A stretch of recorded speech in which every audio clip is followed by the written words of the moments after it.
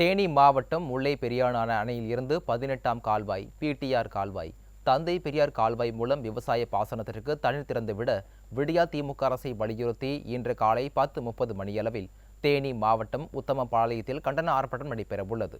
தமிழ்நாட்டில் தற்போது நடைபெற்று வரும் விடியா திமுக ஆட்சியின் நிர்வாக திறமையின்மை காரணமாக மக்கள் தங்கள் வாழ்வாதாரங்களை இழந்து அனைத்து வகைகளிலும் பெரிதும் பாதிக்கப்பட்டுள்ளதாக எதிர்க்கட்சித் தலைவர் எடப்பாடி கே. பழனிசாமி தொடர்ந்து குற்றம் சாட்டி வருகிறார்.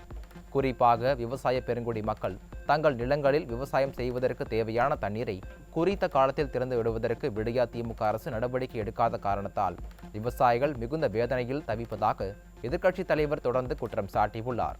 அந்த வகையில் தேனி மாவட்டம் முல்லை பெரியாறு அணையில் இருந்து விவசாயத்திற்கான தண்ணீர் உரிய நேரத்தில் திறந்துவிட நடவடிக்கை எடுக்காத காரணத்தால் விவசாயம் செய்ய முடியாமல் விவசாயிகள் மிகுந்த சிரமத்திற்கு ஆளாகியுள்ளனர்.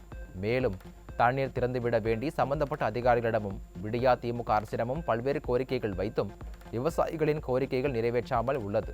இந்நிலையில் தேனி மாவட்டத்தில் உள்ள விவசாய பெருங்குடி மக்களின் வாழ்வாதாரத்தை கருத்தில் கொண்டு முல்லை பெரியாறு அணையில் இருந்து 18ஆம் கால்வாய் பிடிஆர் கால்வாய் தந்தை பெரியார் கால்வாய் மூலம் விவசாய பாசனத்திற்காக உடனடியாக தண்ணீர் திறந்துவிட விடியா திமுக அரசை வலியுறுத்தி அதிமுக பொதுச் செயலாளரும் எதிர்க்கட்சி தலைவருமான எடப்பாடி கே. பழனிசாமி உத்தரவின் பேரில் தேனி மேற்கு மாவட்டம் சார்பில் இன்று காலை 10:30 மணியளவில் உத்தமபாளையத்தில் மாபெரும் கண்டன ஆர்ப்பாட்டம் நடைபெறும் உள்ளது.